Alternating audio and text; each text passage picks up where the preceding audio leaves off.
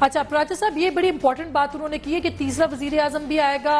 हम ये बात मुख्तलिफ लोगों से सुनते रहे कि तीसरा वजीर आजम नहीं आएगा, फिर तीसरी कुव्वत ही आएगी। तो अब वो तो पीपल्स पार्टी तो रजामंद है इस वक्त इलेक्शन की तैयारियों ये बात तो वाज़ेह होगी ना कि ये खत तो नहीं लिखना चाहते। यही बात मैंने भी कही थी कि खत वो नहीं लिखेंगे, और उसी लिए जो इन्होंने तीसरे वजीर आजम का लफ्ज़ इस्तेमाल किया है तो वो ये है कि जी अगर ये भी कुर्बानी हमें बड़ी ईद पर देनी पड़ी तो ये कुर्बानी भी हम दे देंगे, लेकिन जो है वो ख़त नहीं लिखेंगे। एक मैसेज तो इसके अंदर ये है।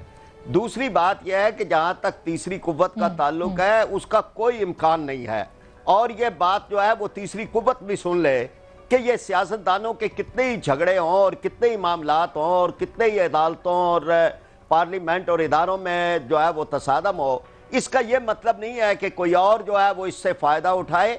उसका जमहूरियत का जवाब जमहूरियत है और इंतखाबात हैं, और मुल्क को हालात के दलदल से निकालने का रास्ता है। और जैसे कि अदलिया ने खुद एक रास्ता दिया है और ये लग, तो फिर उसके बाद मामलात तो इंतखाब की तरफ जाएंगे। और ये बात जो है वो किसी तरह से भी कोई इम्कान नहीं है, और ना कोई इसका ड्रावा दे कि जी कोई तीसरी कुव्वत आ जाएगी, कतन नहीं आएगी। अब जहाँ तक इस मामले का ताल्लुक है कि ये मामले का झगड़ा क्या है, तो झगड़ा तो 60 करोड़ डॉलर का है। और ये बात अभी शैला साहिबा ये फरमा रही थी कि जी वहाँ तहकीकात भी इतनी मुद्दत होती रही तहकीकात, क्या उसके नताइज निकले, ये मैं इस बैरट पे नहीं जा रहा, लेकिन 60 करोड़ डॉलर तो रियलिटी है, वो तो एक हकीकत है कि ये रकम है। और ये रकम अगर है और निकाली जा चुकी है तो ये किसने निकलवाई है?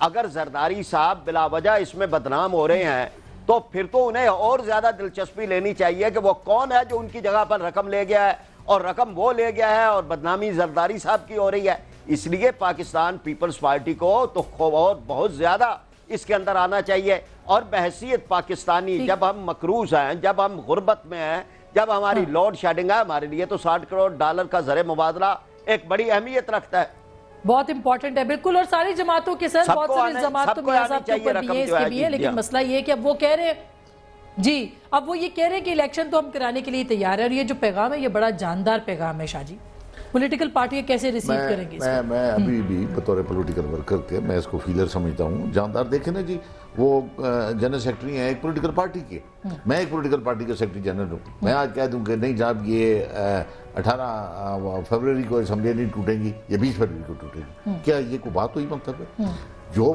रेलिवेंट फोर्सेज हैं क्या वो मुल्क से बाहर चली गई हैं, उन पर कोई स्टेपल लग गया, पाबंदी लग गई, कोई मतलब है?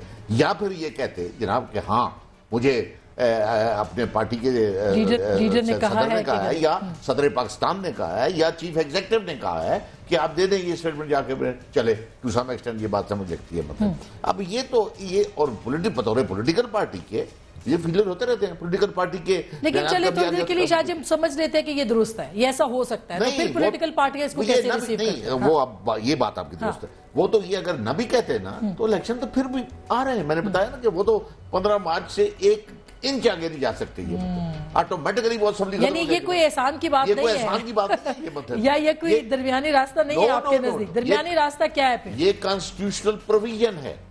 दरमियानी अब रास्ते जो ये ढूंढ रहे हैं, ये कोई है वो वही है जिसका प्राचा साहब ने कहा जैसे खत लिख दें, वो खत लिखे। वो एक मुल्क की सबसे बड़ी अदालत का एक हुक्म है कि आप उस पर अमल दरामद करें। अब अगर ये देखें ना बड़े मसाइल पैदा होते हैं कि अगर आज उसका हुक्म, उस अदालत उस्मा का हुक्म न माना गया तो कल पता नहीं कितने अहकामात उनके, कितने लोग जो डेस्परेट हैं, जो कानून का और आइन और इन चीजों के वैसे ही खिलाफ होते हैं, आदि मुजरिम होते हैं, 10 आदमी मारे होते हैं और टेररिस्ट होते हैं, वो तो फिर रिट तो खत्म हो गई। अच्छा, बिल्कुल ये बड़ी जानदार बात की है शाहजी ने कि ये कौन से एहसान वाली बात है, ये जो फिलर छोड़ा गया है ये किस तरह से एक आग पे पानी डालने की कोशिश की गई है, क्योंकि ऑलरेडी इसकी डेट जो है वो खत्म होने वाली है असेंबली की, और ये कोई एहसान नहीं है। शैला, इस सबका जवाब ज़ाहिर है मैंने आपसे लेना है, ब्रेक ले रहे हैं, ब्रेक के बाद वापस आएंगे और शैला रजा से ये पूछेंगे कि पाकिस्तान पीपल्स पार्टी आखिर संजीदा है किसी दरमियानी राह के लिए या नहीं। एक ब्रेक के बाद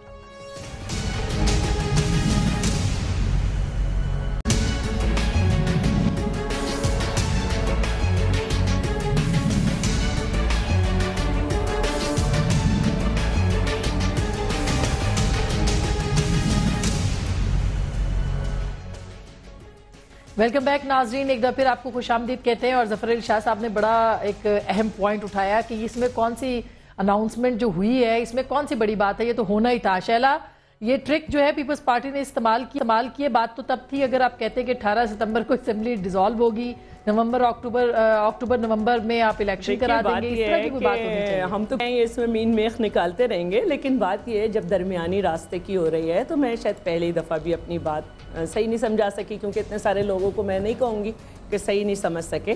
देखिए, पहली दफ़ा जब इन्होंने फरीक बनने की बात की थी तो नैब के चेयरमैन थे एहतिसाबुर रहमान, सैफुर रहमान, ठीक है, जिस पे फरीक नहीं बन सके थे।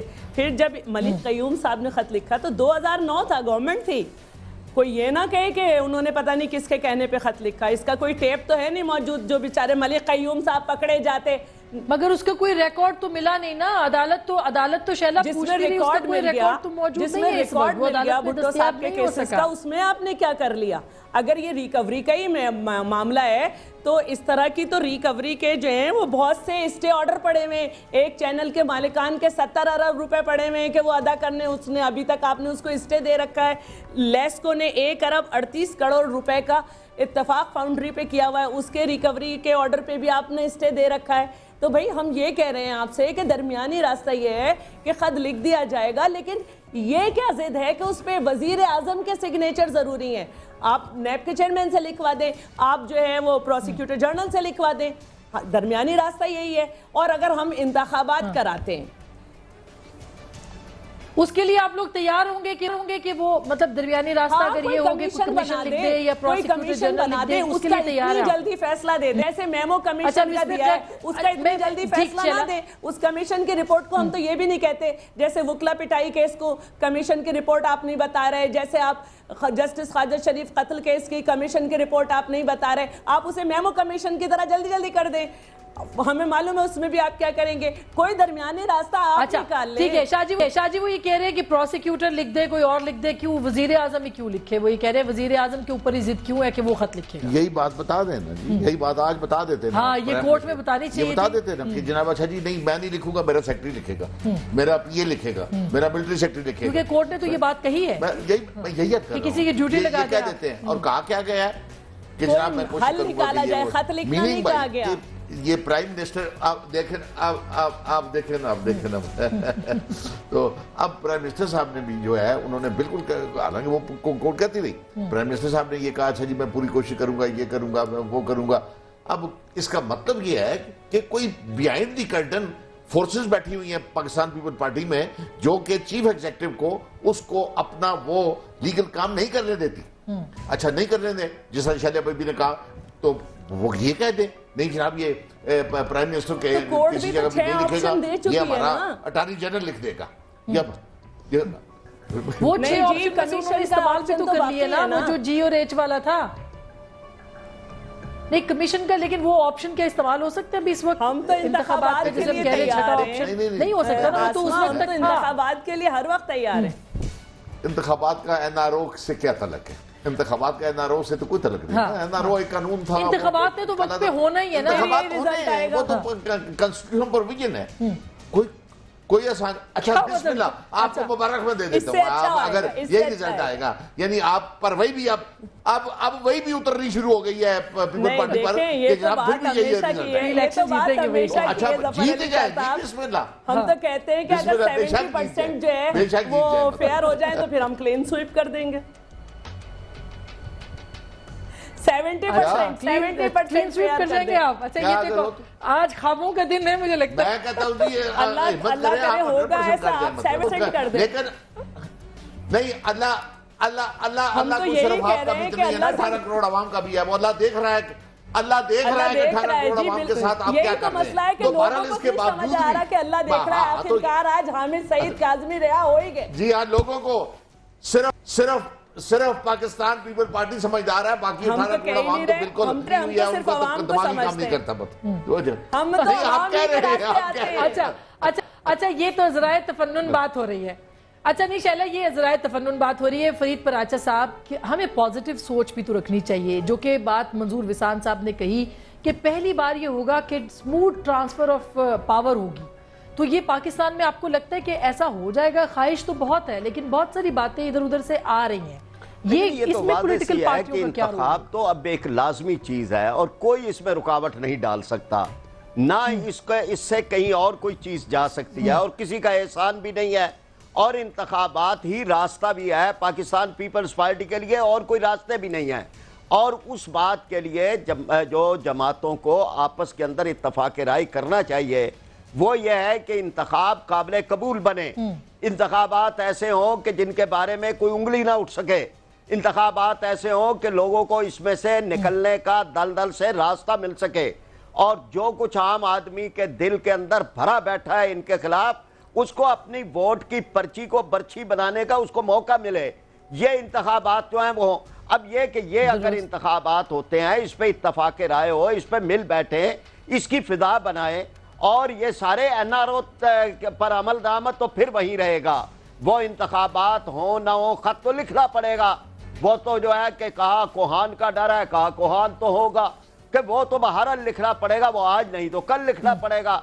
लेकिन असल मामला जो है वो ये है कि अब जो कुछ हालात के अंदर आम आदमी पड़ चुका है, जहाँ लोड शेडिंग है, जहाँ महंगाई है, जहाँ बदअमनी है, जहाँ पर लाशें उठती हैं, जहाँ कराची जो है वो मक्तलगाह बना हुआ है, जहाँ पर जो है वो नेटो के हमले हो रहे हैं, उसके ड्रोन, अब ये सारे इस सारे का हल तो है, वो आपको लगता है कि वो सिर्फ इंतखाबात की सूरत में फ्रेश मैंडेट मिल जाए और फिर वो हुकूमत बन जाए? इनके पास तो हल नहीं है, ये तो अपने हल सारे ऑप्शन इख्तियार कर चुके हैं।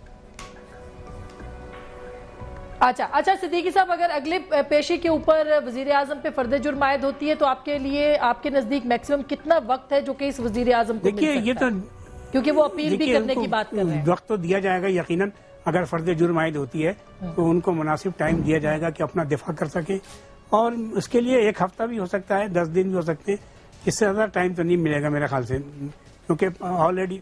और अगर वो अपील में चले जाते हैं तो जाहिर है कि यही वजीर आजम रहेंगे तो वो भी वक्त मिल जाएगा उनको, तो वो बनता है मिड अक्टूबर नवंबर, ऐसा ही नवंबर तो मेरे ख्याल से नहीं जाएगा, मेरे ख्याल से ये तो सितंबर के महीने में खत्म हो जाएगा ये केस, मेरे अपने सितंबर में ही खत्म हो जाएगा। तो इसका मतलब है कि नवंबर और अक्टूबर में कुछ बन जाएगी गवर्नमेंट वगैरह, केयरटेकर गवर्नमेंट के लिए अगर डिसॉल्व होती है तो केयरटेकर की नहीं बात करें, लेकिन हम सोच रहे हैं जी, यानी हम जो डिस्कस कर रहे हैं, आपको लगता है कि ये नवंबर अक्टूबर में बन जाएगी? जी, अगर डिसॉल्व होती है तो असेंबली तो फिर तो बन जाएगी, वो बन जाएगी उसमें। अच्छा, अब फाइनली शैला, पीपल्स पार्टी का मूड क्या है? क्योंकि ये इलेक्शन की जो तारीख आप देख रहे हैं, हो सकता है अपोजिशन को ये नामंजूर पीपल्स पार्टी तो फिर क्या होगा? फिर आपके पास क्या सॉल्यूशन के साथ अनाउंसमेंट जो हुआ है उस पे ये बात सबको वाजे हो गई कि हम जो हैं बिल्कुल कंसेंसस से करेंगे। ठीक है, हम जो लोग कह रहे हैं कि इलेक्शन ही है सारा, इलेक्शन फौरन होना चाहिए, तो भाई पीपल्स पार्टी का तो रास्ता ही सिर्फ इंतखाब है, क्योंकि ना हम ज़ियाउल हक के साथ वजीर रहे, ना हम मुशर्रफ के साथ MMA के नाम पे हलीफ रहे उसके, ना हमारे 17वीं तरमीम पे अंगूठे हैं। तो बात यह है कि हम जो भी करेंगे अपने तमाम लोगों के साथ कंसेंसस से करेंगे, जैसे चीफ इलेक्शन कमिश्नर रहा है, और इंतखाबात से हम डरते नहीं।